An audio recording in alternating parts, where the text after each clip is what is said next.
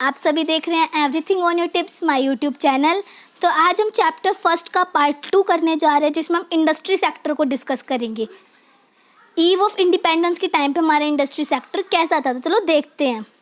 तो फर्स्ट जो industry sector at the time of independence, हम उसकी बात करते हैं। तो at the time of independence industry sector of India was in very poor condition.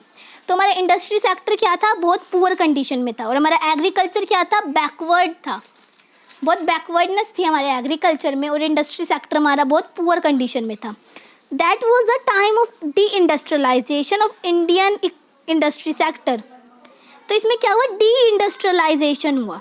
D industrialisation का क्या मतलब है, एक इंडस्ट्री को अलग, मतलब प्राइवेटाइजेशन भी लाया गया। उसी समय प्राइवेटाइजेशन आई थी इंडस्ट्रियल सेक्टर के टाइम पे। प्राइवेटाइजेशन का क्या मतलब है, गवर्नमेंट ने अपनी कंपनीज को प्राइवेट लोगों को बेच दिया, या प्राइवेट लोगों को बेच दिया। उसे डी इंडस्ट्रियलाइज कहा जाता है, क्योंकि गवर्नमेंट की कंपनीज के पास पैसे नहीं थे। तो इसमें दो चीज़ें की गई, डिके ऑफ हैंडीक्राफ्ट इंडस्ट्री और slow growth of modern industry. हमारी हैंडीक्राफ्ट इंडस्ट्री, जो हमारा इंडिया बहुत फेमस था हैंडीक्राफ्ट के लिए, उसका डिके होने लगा। मतलब वो क्या है, इंडस्ट्री जो है हमारी अब पनप नहीं रही थी, मतलब हमारी इंडस्ट्री हमें कुछ वो आगे बढ़ ही नहीं पा रही थी। हमारी हैंडीक्राफ्ट इंडस्ट्री बहुत लॉस हो गया था उसे। और slow growth of modern industry, और जो हमारी मॉडर्न इंडस्ट्री थी उनकी ग्रोथ क्या थी, बहुत स्लो। तो चलो इन्हें आगे पढ़ते क्या है ये reason for decay of handicraft industry. हमारे हैंडीक्राफ्ट इंडस्ट्री के डिके होने के रीजंस क्या थे, discriminatory tariff policy in the state. Discriminatory tariff policy का क्या मतलब, डिस्क्रिमिनेटरी का क्या मतलब है, अलग अलग।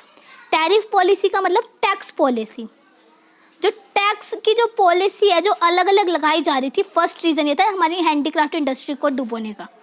क्या था इसमें, British Raj impose discriminatory tariff policy. British Raj ने क्या की, एक डिस्क्रिमिनेटरी टैरिफ पॉलिसी लगाई। It allow tariff free export of raw material. इसमें क्या था, टैरिफ फ्री मतलब बिना टैक्स के जो है रॉ मटेरियल को एक्सपोर्ट किया जाएगा। रॉ मटेरियल को कहाँ एक्सपोर्ट किया जाएगा, हमारी जो इकोनॉमी है वो कहाँ रॉ मटेरियल एक्सपोर्ट करेगी, ब्रिटिश को। टैरिफ फ्री, बिना टैक्स के। हम टैक्स नहीं लगाएंगे अपने रॉ मटेरियल को एक्सपोर्ट करने में, मतलब ब्रिटिशर्स को कोई टैक्स नहीं पे करना पड़ेगा हमारे रॉ मटेरियल के लिए। तो यहाँ से रॉ मटेरियल जाएंगे tariff free from India, India से टैरिफ फ्री रॉ मटेरियल जाएंगे British, and tariff free import of British and industry product into India. इसका क्या है, टैरिफ फ्री इंपोर्ट, एक टैरिफ फ्री एक्सपोर्ट होगा, टैरिफ फ्री इंपोर्ट होगा। British से भी अगर कुछ इंपोर्ट होगा तो वो भी टैरिफ फ्री, मतलब बिना टैक्स के, टैक्स फ्री होगा। ठीक है, उसकी बात क्या है, इंडस्ट्री प्रोडक्ट इनटू इंडिया। कौन सी चीज़ फ्री इंपोर्ट होगी ब्रिटिश से, वो है इंडस्ट्रियल प्रोडक्ट। खाली इंडस्ट्रियल प्रोडक्ट जो है ब्रिटिश से इंडिया इंपोर्ट होंगे tariff free, but placed heavy duties on handicraft product in India. But क्या इन्होंने क्या बोला कि यहाँ से इंडिया से रॉ मटेरियल जो ब्रिटिश जाएगा, इंडिया से ब्रिटिश जो रॉ मटेरियल जाएगा वो तो होगा फ्री, टैरिफ फ्री। लेकिन ब्रिटिश से जो इंडिया आएगा सामान, उसमें क्या होगा, अगर इंडस्ट्रियल गुड्स हैं तो वो फ्री जाएंगे, लेकिन अगर वही हैंडीक्राफ्ट प्रोडक्ट है इंडिया के, तो वो क्या हो गया, उन पर हाई ड्यूटी लगा दी कि इंडिया अगर कहीं भी वो गुड्स बेचना चाहे, या गुड्स कहीं से भी अगर इंपोर्ट या एक्सपोर्ट करेगा तो उस पर क्या होगा, हैवी ड्यूटी। मतलब उन्हें काफ़ी ज़्यादा टैक्स पे करना होगा इंडिया को, या इंडिया को काफ़ी ज़्यादा टैक्स पे करना होगा। ठीक है, इस वजह से आगे इन्होंने क्या बोला है, इंडिया और इंग्लैंड। इंडिया क्या करती थी, रॉ मटेरियल एक्सपोर्ट करती थी यहाँ पे इंग्लैंड में, टैक्स फ्री, बिना टैक्स के। ठीक है, और इंग्लैंड से हम फिनिश्ड गुड्स, मतलब रॉ मटेरियल से फिनिश्ड गुड्स ले लेते थे, वो भी टैक्स फ्री, चीपर रेट्स पे। ठीक है, लेकिन इंडिया के उन्होंने हैंडीक्राफ्ट गुड्स पे क्या किया, हाई टैक्स लगा दिए। इंग्लैंड ने इंडिया के गुड्स पे क्या किया, हाई टैक्स लगा दिए, वो भी हैंडमेड गुड्स पे इतने टैक्स लगा दिए कि वो बहुत महंगे हो गए, अब काफ़ी महंगे हो गए। इसी वजह से उनकी डिमांड क्या है, घट गई, और चीपर प्रोडक्ट्स की डिमांड इसलिए ज़्यादा हो गई थी। तो चीपर प्रोडक्ट कौन से थे, इंग्लैंड के प्रोडक्ट चीपर हो गए, क्यों, फ्री इंपोर्ट एक्सपोर्ट था। लेकिन वहीं इंडिया के जो हैंडमेड प्रोडक्ट थे वो कॉस्टली पड़ गए लोगों को, तो जो सस्ता सामान था उसकी डिमांड बढ़ गई। मतलब जो ब्रिटिश का सामान था उसकी डिमांड बढ़ गई। तो फर्स्ट रीज़न क्या था, डिस्क्रिमिनेटरी टैरिफ पॉलिसी। ये पॉलिसी जो पूरी थी इसकी वजह से हमारा जो है हैंडीक्राफ्ट इंडस्ट्री डिक्लाइन होने लग गई। सेकंड है competition from machine made product. Machine से बने सामानों के साथ अब इंडिया के सामानों का कंपटीशन था। कैसे, machine made product from British were at low cost while handicraft product at high cost in India. तो उन्होंने कहा जो ब्रिटिश से जो मशीनों से बन के सामान आते थे वो सस्ते होते थे, और वहीं इंडिया में जो हाथ से सामान बनाए जाते थे वो कॉस्टली थे, जिसकी वजह से डिमांड ऑफ हैंडीक्राफ्ट प्रोडक्ट, जो हैंडीक्राफ्ट हमारे गुड्स थे उनकी डिमांड क्या होने लग गई, डिक्लाइन होने लग गई। Were finished and India craftsman shut down their enterprise forever. और उनके जो क्राफ्टमैन थे इंडिया में, जो हाथ से शिल्प विल्प जो बुनते थे, उन सब ने क्या किया, अपने एंटरप्राइज को शट डाउन कर लिया फॉर एवर, हमेशा के लिए। अब उन्होंने बंद कर दिया अपने एंटरप्राइज, मतलब अब वो इनको इतना नुकसान हो रहा था, इतना हैवी उनका इतना कॉस्टली हो जा रहा था सामान, कोई खरीद ही नहीं रहा था, इसलिए उन्होंने अपने क्या किए, एंटरप्राइज बंद कर दिए। किस वजह से, मार्केट मशीन से उनका कॉम्पिटिशन हो गया था, होने लगा था, इसी वजह से। नेक्स्ट है न्यू पैटर्न ऑफ डिमांड। अब डिमांड का नया पैटर्न आ गया था, मतलब अब लोगों की डिमांड कैसे हो गई थी, डिमांड में चेंज आ गया था। इस वजह से भी due to impact of British culture a new class emerge in India. British culture के आने की वजह से इंडिया में एक नई क्लास आई। नई क्लास कैसी थी, जो वेस्टर्न स्टाइल अडॉप्ट करना चाहती थी। कौन सी वो क्लास थी जिसने वेस्टर्न स्टाइल अडॉप्ट किया? ब्रिटिश रूल की वजह से एक ऐसी क्लास आई जो वेस्टर्न स्टाइल अडॉप्ट करना चाहती थी। This change the pattern of demand against Indian product. इसकी वजह से इंडिया में पैटर्न ऑफ डिमांड चेंज हो गया और इंडिया के प्रोडक्ट के अगेंस्ट हो गया, in favour of British rule. और किसके फेवर में हो गया? ब्रिटिश के फेवर में हो गया। क्यों? इंडिया में एक ऐसी क्लास आ गई जो वेस्टर्न लुक को ज़्यादा, वेस्टर्न स्टाइल को ज़्यादा वो मानती थी, इसी वजह से वो इंडिया के अगेंस्ट हो गई और ब्रिटिश के फेवर में हो गई। ठीक है, अब आते हैं मॉडर्न इंडस्ट्री की जो ग्रोथ थी वो इतनी स्लो क्यों थी, रीजंस क्या थे हमारी मॉडर्न इंडस्ट्री की ग्रोथ के स्लो होने के। तो फर्स्ट देखते हैं, during the second half of 19th century के सेकंड हाफ के टाइम पे modern industry so it's emergency. तो मॉडर्न इंडस्ट्री को लाना ज़रूरी हो गया था क्योंकि हमारी हैंडीक्राफ्ट इंडस्ट्री क्या थी, डिक्लाइन हो चुकी थी। जो हमारी हाथ से बने सामान थे वो अब नहीं चल रहे थे, इसलिए अब हमने क्या किया, मॉडर्न इंडस्ट्री को लाए। तो no initiative was taken by British government to industrialisation Indian economy.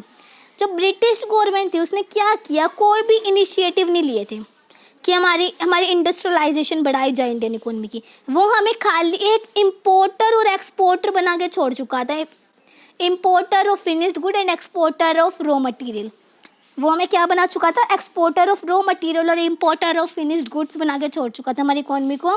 वो हमारे में इंडस्ट्रियलाइजेशन करना ही नहीं चाहता था। तो क्या था, ए फ्यू टेक्सटाइल माइल्स, कुछ ही टेक्सटाइल माइल्स जो थी वो एस्टेब्लिश, वही कुछ ही टेक्सटाइल माइल्स एस्टेब्लिश हुई, followed by some iron and steel company. कौन सी? जैसे कि iron and steel company TISCO, Tata iron and steel company कब वो हुई थी, 1907 में Tata iron and steel company establish हुई थी। तो ये एक इम्पोर्टेंट डेट है, इसे याद रखना, Tata iron and steel company कब एस्टेब्लिश हुई, 1907 में। तो आगे वो क्या कहता है, during world war second and first was going on at that time due to which Indian economy was facing scarcity of industrial goods। World war के टाइम पे जो हमारी इंडियन इकोनॉमी थी वो क्या कर रही थी, स्कैरिटी मतलब इंडस्ट्रियल गुड्स की कमी महसूस कर रही थी। क्यों? वर्ल्ड वॉर में खर्चा मतलब वो सब इतना यूज़ हो जाता है कि हमारी स्कैरिटी मतलब हमें कमी हो गई थी इंडस्ट्रियल गुड्स की। ठीक है, हमारे पास इंडियन इकोनॉमी के पास कुछ नहीं बचा था, मतलब स्कैरिटी हो गई थी। तो हमने क्या पढ़ा, एक तो हमारी हैंडीक्राफ्ट इंडस्ट्री डिक्लाइन की हुई, डिमांड का पैटर्न बदल गया, लोगों का गुड्स, हमारा गुड्स का मशीन मेड प्रोडक्ट गुड्स से कंपटीशन होने लगा, और जो ये इन्होंने डिस्क्रिमिनेटरी टैरिफ पॉलिसी बनाई थी उनकी वजह से। और यहाँ पे हमारा जो था ये ग्रोथ क्यों स्लो हो गई थी हमारी, क्यों हो गई थी, ये रीजंस थे। हमारी जो इंडस्ट्री थी उसमें कोई इनिशिएटिव नहीं लिए गए थे ब्रिटिश गवर्नमेंट के द्वारा। एक टिस्को, तब बड़ी मुश्किल से एक टिस्को, सिर्फ एक ही कंपनी टेक्सटाइल की यूज हुई जो कि थी टिस्को 1907 में। और वर्ल्ड वॉर के टाइम पे हमें स्कैरिटी मतलब इंडस्ट्रियल गुड्स की कमी महसूस होने लगी। अब हम आगे चलते हैं foreign trade under British rule. तो हमारी ट्रेड का क्या हाल था ब्रिटिश रूल के टाइम पे। हमने एग्रीकल्चर पढ़ा, इंडस्ट्री पढ़ा, बात करते हैं ट्रेड की, ठीक है। तो क्या था ये, इसमें इंडस्ट्री में जैसा हमने पढ़ा है वैसे ही ट्रेड में है। इसमें क्या, इंडिया जो थी एक्सपोर्ट करती थी ज़्यादा से ज़्यादा रॉ मटेरियल टैरिफ फ्री, और वहाँ से इंपोर्ट करती थी फिनिश गुड्स, ठीक है। ज़्यादा एक्सपोर्ट करती थी और इंपोर्ट क्या करती थी, कम करती थी, लेस इंपोर्ट करती थी और एक्सपोर्ट ज़्यादा करती थी, ठीक है। तो एक्सपोर्ट हमारा क्या था, बड़ा था इंपोर्ट से, मतलब हमारा एक्सपोर्ट ज़्यादा था, इंपोर्ट कम था। सरप्लस क्या था ब्रिटिश गवर्नमेंट का। तो जो इसका जो सरप्लस होता था, जो फ़ायदा हुआ करता था, वो कहाँ जाता था, ब्रिटिश गवर्नमेंट के पास। इंडिया को कुछ नहीं मिलता था, कहाँ जाता था, सारा ब्रिटिश के पास। तो during British rule India was well known for importer of finished good and exporter of raw material. जैसे मैंने बताया ब्रिटिश रूल के टाइम पे इंडिया को सबसे ज़्यादा किस बात के लिए जाना जाता था कि वो एक्सपोर्ट तो करती है रॉ मटेरियल और इम्पोर्ट करती है फिनिश गुड्स। एक्सपोर्ट करती है ज़्यादा, इम्पोर्ट करती है कम, और उसका जितना सरप्लस फ़ायदा होता था कहाँ जाता था, ब्रिटिश के पास, ठीक है। क्या है, it was all due to discriminatory tariff policy by British government. क्यों हुआ, जो उन्होंने डिस्क्रिमिनेटरी टैरिफ पॉलिसी लगाई थी उसकी वजह से। आगे देखते हैं, जो इंडिया जो है एक्सपोर्टर थी फिनिश गुड्स की। India was well known for exporter of finish goods. Like पहले इंडिया को बहुत ज़्यादा एक्सपोर्ट, इंडिया कहाँ क्या एक्सपोर्ट करती थी, फिनिश गुड्स। कौन कौन से, सिल्क के, handicraft, ivory work. But the discriminatory policy of British boat to the end. पहले इंडिया बहुत ज़्यादा एक्सपोर्ट करती थी फिनिश गुड्स, कि सिल्क के, हाथ से बने इवोरी के कपड़े, ये सब इवोरी का काम वाली चीज़ें, ये सब ये क्या करती थी, इंडिया एक्सपोर्ट करती थी। लेकिन ये सब एक्सपोर्ट करना बंद हो गया। क्यों, उसकी पॉलिसी की वजह से, ब्रिटिश की। उसने क्या किया, इंडिया को खाली इंपोर्टर बना दिया। इंडिया को खाली एक्सपोर्टर बना दिया, फिनिश गुड्स का नहीं, रॉ मटेरियल का। तो इसकी वजह से क्या हुआ, exporter of primary product and importer of finish goods. India क्या बन गई, प्राइमरी प्रोडक्ट मतलब रॉ मटेरियल की तो एक्सपोर्टर बन गई, और फिनिश गुड्स की इंपोर्टर बन गई। इंडिया यहाँ से रॉ मटेरियल भेजती थी ब्रिटेन, और वहाँ से लेती थी फिनिश गुड्स, ठीक है। हम आगे पढ़ते हैं, monopoly control on trade. British का क्या था, एक खाली ब्रिटिश ही हमारे ट्रेड को कंट्रोल करता था। तो majority of trade is restricted to Britain. British ने क्या किया, ब्रिटिशर्स ने, उन्होंने हमारी सारी ट्रेड को ब्रिटेन की तरफ ही कर दिया। मतलब हमारा कुछ भी लेन देन होगा वो सारा ब्रिटेन से होगा, और हमारी ट्रेड कहीं किसी के साथ नहीं होगी। सारी हमारी मैक्सिमम, मतलब किसी के साथ थोड़ी बहुत हो सकती है, लेकिन सारी ट्रेड हमारी किसके साथ करती, ब्रिटेन के साथ। ओपनिंग ऑफ सीज कैनाल खोल दिया, ठीक है। और फिर free exporter and importer between India and China. यहाँ इंडिया और चाइना के बीच में फ्री एक्सपोर्ट और इंपोर्ट करवाए, ठीक है। अब हम आगे देखते हैं, economy exploitation, use of trade surplus in non development activity. British क्या करता था, हमारा जो ट्रेड का सरप्लस होता था, मैंने बताया था एक्सपोर्ट ज़्यादा था हमारा एज कम्पेयर टू इम्पोर्ट। तो एक्सपोर्ट ज़्यादा, इसका मतलब हमें प्रॉफिट हो रहा है, और वो प्रॉफिट को कहाँ यूज़ करता था, अपने पास। ब्रिटिश हमारे इंडिया में कहीं यूज़ नहीं करता था, अपने पास यूज़ करता था। और वो हमारी इकोनॉमी को एक्सप्लॉइट कैसे कर रहा था, जो हमारा प्रॉफिट था वो उसे नॉन प्रोडक्टिविटी एक्टिविटी, मतलब कि वर्ल्ड वॉर्स में यूज़ कर लेता, या वॉर्स में यूज़ करता था, या अपने सैनिकों के ऊपर यूज़ करता था। मतलब हमारे प्रॉफिट को वो हमें ना देकर अपने फ़ायदे के लिए यूज़ करता था। तो ये था हमारे ट्रेड की बात। तो इसमें हमने क्या क्या पढ़ा है, इंडस्ट्री के बारे में और ट्रेड के बारे में। तो नेक्स्ट पार्ट में हम पढ़ेंगे डेमोग्राफिक प्रोफाइल, हमारी इंडिया की डेमोग्राफिक प्रोफाइल कैसी थी ईव ऑफ इंडिपेंडेंस से। तो मिलते हैं नेक्स्ट पार्ट में। अगर आपने पहले फर्स्ट पार्ट नहीं देखा है इस वीडियो का, जिसमें हमने एग्रीकल्चर और कुछ टर्म्स को पढ़ा था, तो जाके पहले वो देख लीजिए। मिलते हैं नेक्स्ट पार्ट में।